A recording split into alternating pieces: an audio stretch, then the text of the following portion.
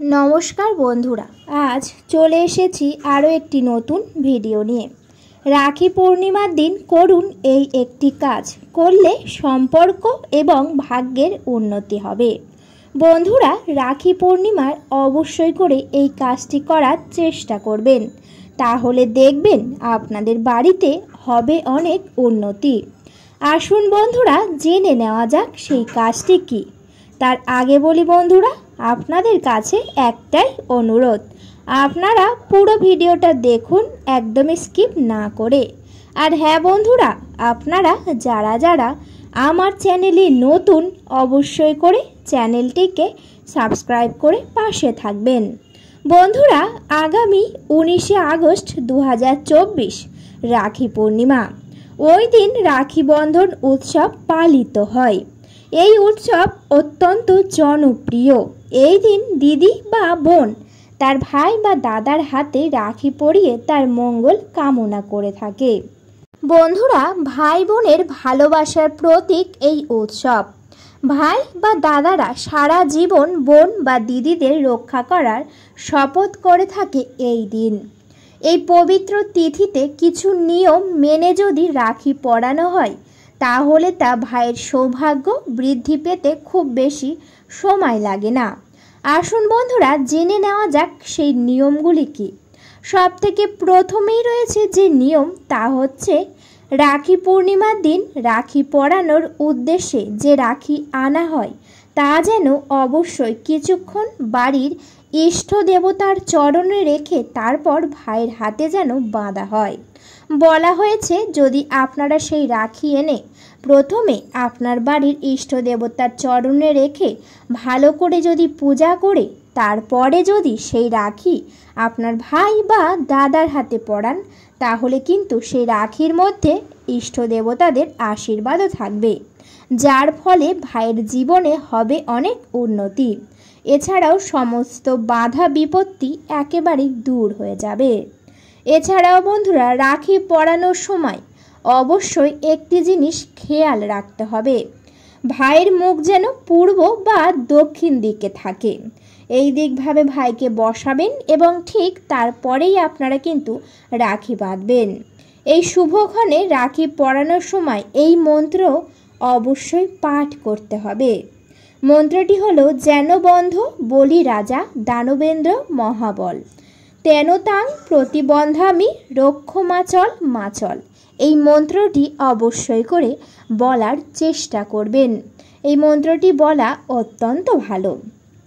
বন্ধুরা রাখি পরানোর সময় রাখির মঙ্গল থালায় জ্বলন্ত প্রদীপ এবং কুমকুম এবং চন্দন অবশ্যই করে রাখতে হবে।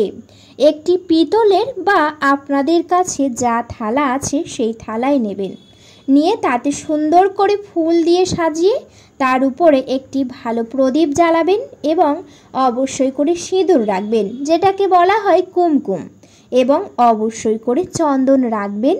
এইগুলি রেখে এবং তার সাথে আপনারা একটি ভালো রাখি রাখবেন। সব কিছু একত্রে প্রথমেই আপনার বাড়ির ইষ্ট দেবতার কাছে রাখবেন, তারপরেই আপনারা সেই রাখিটি ভাই বা দাদার হাতে পরিয়ে দেবেন। রাখি পরানোর সময় কোনো রকম নোনতা খাবার একেবারেই খেতে নেই, সেই জন্যে অবশ্যই করে যতটা সম্ভব মিষ্টি খাবার দেবেন এবং সেই মিষ্টি খাবার অবশ্যই করে দাদাকে বা ভাইকে খাইয়ে দেবেন।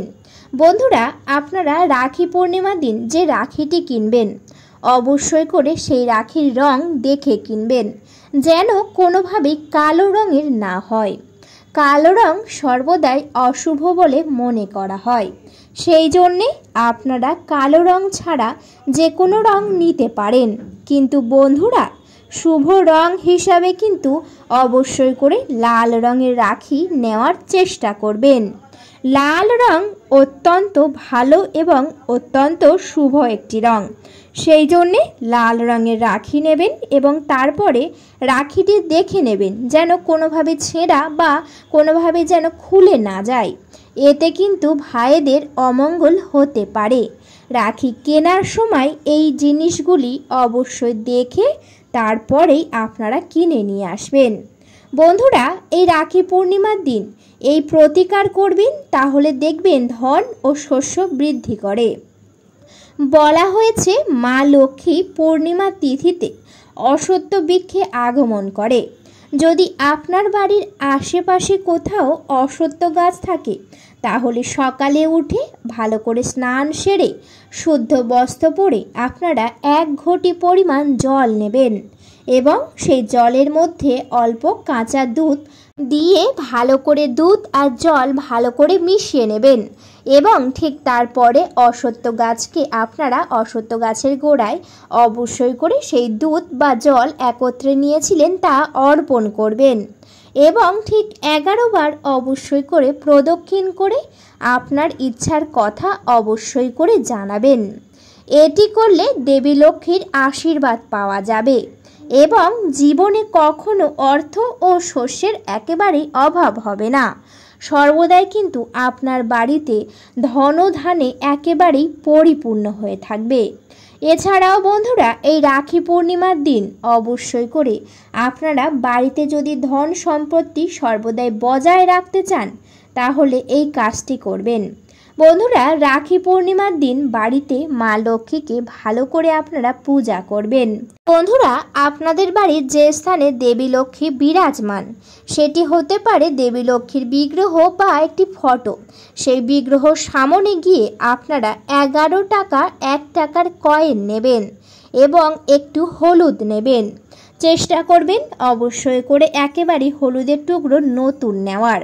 কোনোভাবেই রান্নাঘরে আছে এমন কোনো হলুদ একেবারেই নেবেন না। বাজার থেকে গিয়ে নতুন হলুদের টুকরো আপনারা কিনে নিয়ে আসবেন। এরপরে রীতিমতো মায়ের আরাধনা করবেন। ঘিয়ের প্রদীপ জ্বালাবেন, ধূপ জ্বালাবেন, মাকে খুব ভালো করে আপনারা আরতি করে নেবেন। এরপরে পরের দিন ওই 1 টাকা মানে ওই 11 টাকাগুলো লাল কাপড়ে বেঁধে ঘরের সম্পদ রাখার স্থানে, অর্থাৎ যে স্থানে আপনারা সর্বদাই টাকা পয়সা রেখে থাকেন, হতে পারে আপনাদের আলমারির লকার বা বাক্সে, এটি অবশ্যই করে লাল কাপড়ে সেই 11 টাকার কয়েন বেঁধে এবং হলুদের টুকরোটি বেঁধে একটি পুঁটলি করে নেবেন এবং বন্ধুরা ঠিক তারপরে আপনাদের টাকা রাখার জায়গাতে রেখে দেবেন এবং তারপরে বলবেন জয় মা লক্ষ্মী, জয় মা লক্ষ্মী, জয় মা লক্ষ্মী। বন্ধুরা, মা লক্ষ্মীর নাম এইভাবে 3 বার স্মরণ করে সেই স্থানে রেখে দেবেন। এর ফলে দেখতে পাবেন আপনার বাড়িতে সর্বদাই ধন ও সমৃদ্ধি বজায় থাকবে এবং অনেকটাই বেড়ে যাবে। রাখি পূর্ণিমা থেকে এটি শুরু করুন এবং প্রতি পূর্ণিমায় এটি করতে পারেন। এই প্রতিকারে ধন সম্পদ বৃদ্ধি পাবে এবং দেবী লক্ষ্মীর আশীর্বাদ প্রাপ্ত হবে। সেই জন্য বন্ধুরা, অবশ্যই করে আপনারা এই রাখি পূর্ণিমার দিন এই কার্যটি করতে পারেন। আপনাদের জীবনে হবে অনেক উন্নতি।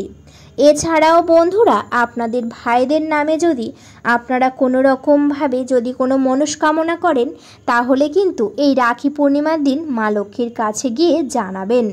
তাহলে দেখতে পাবেন আপনাদের সকল মনস্কামনা মা লক্ষ্মী শুনেছে এবং আপনার ভাইদের জীবন থেকে সমস্ত অশুভ প্রভাব একেবারেই দূর করে দিয়েছে।